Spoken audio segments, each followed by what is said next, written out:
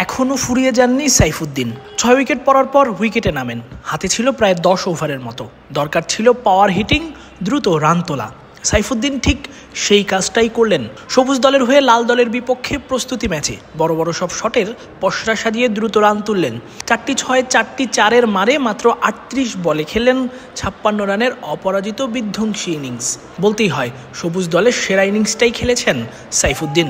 যেখানে সৌম্য 51 বলে 56, পারভেজ হোসেন ইমন 71 বলে 58 রানের ইনিংস খেলেছেন, সেখানে সাইফুদ্দিনের ইনিংসটাই যে সেরা বলার অপেক্ষা রাখে না।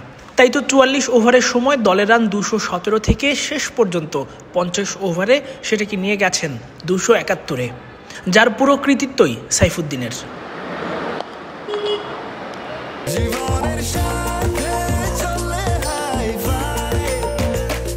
স্বাস্থ্যকর অল টাইম হানিকম, সব সময় অল টাইম হেলদি লাইফ।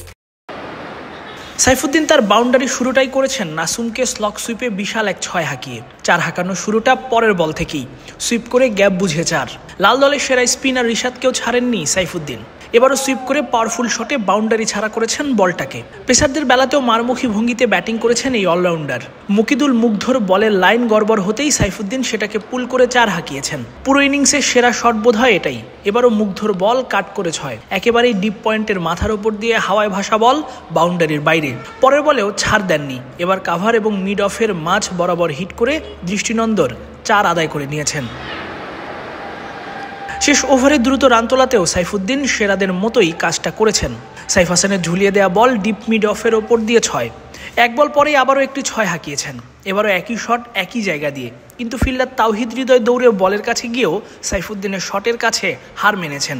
এটিও হয়েছে 6। এত দারুণ ব্যাটিংয়ের পরেও সাইফুদ্দিনের আফসোস শেষ বলে বাউন্ডারি আদায় করতে না পারার। 1 রান নিয়ে প্রান্ত বদল করেও ব্যাট মাথায় থেকে আফসোস করেছেন, কিন্তু যতটুকু সময় ব্যাটিং করেছেন একেবারে ফিনিশারদের মতোই খেলেছেন।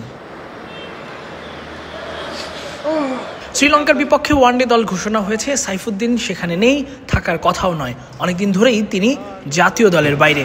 সহসাই জাতীয় দলে ফিরবেন কিনা সেটাও নিশ্চিত নয়। তবে সাইফুদ্দিনের এমন ইনিংস নিশ্চয়ই নির্বাচকদের একবার হলেও আবারও তাকে জাতীয় দলে ফেরাতে ভাবনায় ফেলবে। তাসফিক পলক, ক্রিক ফ্রেঞ্জি।